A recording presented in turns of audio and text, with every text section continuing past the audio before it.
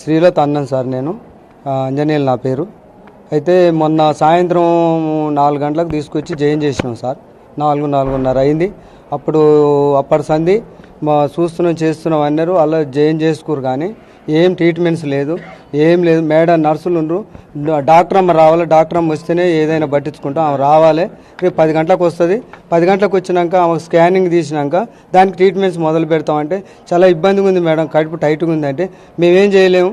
Madam రావాలి, పెద్ద madam రావాలి, డాక్టర్ అమ్మ అన్నారు సార్. అన్నాక అప్పటి నుంచి మళ్ళీ నిన్న 10 గంటలకు వస్తుంది ఏమంటే నిన్న ట్రైకులు ఉండంట సార్. నిన్న ఏదో ధర్నా చేస్తురంట. ట్రైకులు నుండి ఆడికి రాకపోతే అదే విధంగా నిన్న 8 గంటలు 6 గంటల దానికి సాయంత్రం దానికి చూసినాం. ఎవ్వరు ఏ డాక్టర్ అమ్మ రాలే. నర్సులు ఒక గ్లూకోజ్ పెట్టిండ్రు భరాయించలేకుంటే గ్లూకోజ్ పెడితే ఇక మేము మా నుంచి కాదు మేము వెళ్ళిపోతామంటే ఇళ్ళ నుంచి వెళ్ళిపోతే మా డాక్టర్లు అమ్మలు ఊకోరు, మా మీద చర్య తీసుకుంటారు. మా నర్సుల మీద మాకు జాబులు పోతాయి, మీరు పోవద్దు, మేము చేస్తాం, రేపు వస్తారు అని అంటే మాకు ఎన్ని డబ్బులు కానీ మేము అడుక్కొచ్చి ఉన్న భూమిని అమ్ముకొని మా చిన్న పానానికి ఏమన్నా అయితే పెద్ద పానానికి ఏమన్నా అయితే మేము బాగా చేయించుకుంటాం. మీరు ఏం చేయొద్దు.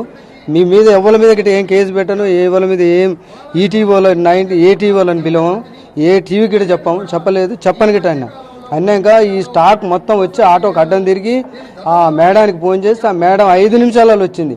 10 గంటలకు వస్తాను మేడం 5 నిమిషాలలో ఎందుకు వచ్చింది సార్? ఇబ్బంది జరుగుతుంది, మేము తట్టుకోలేక వెళ్ళిపోతేప్పుడు అప్పుడు వచ్చి నేను చేస్తా మమ్మల్ని బదనాం చేద్దామని, మా జాబులు పోగొట్టాలని వీళ్ళు కావాలని చేస్తున్నారు అని మెంటల్గా డైవర్ట్ అయ్యి మాట్లాడి 2 మేడాలు వచ్చి అప్పుడు చేస్తాం రారి 20 రోజులు పడుతుంది అన్న ఆపరేషను. అప్పటికప్పుడు ఇప్పుడు చేస్తాం రారి అని థియేటర్లకు దోలి అల్లకు పోయింది. డ్రెస్ వేసుకుంది, బయటకు వచ్చి ఫోన్ మాట్లాడి టెన్షన్ మాట్లాడుతుంది. మేము బయట ఉన్నాం, మళ్ళీ పోయింది, పాప ఎఫెక్ట్ అయింది అని చెప్తుంది సార్. మాకేమనిపించింది, ఇంతసేపు బాగుంది, స్కానింగ్ తీసి లోపలికి తీసుకుపోయారు. పాప పెదపానం చిన్నపానం ఫ్రీగా ఉంది, మంచిగా ఉంది అని చెప్పారు. ఇంతలు ఏం జరిగింది?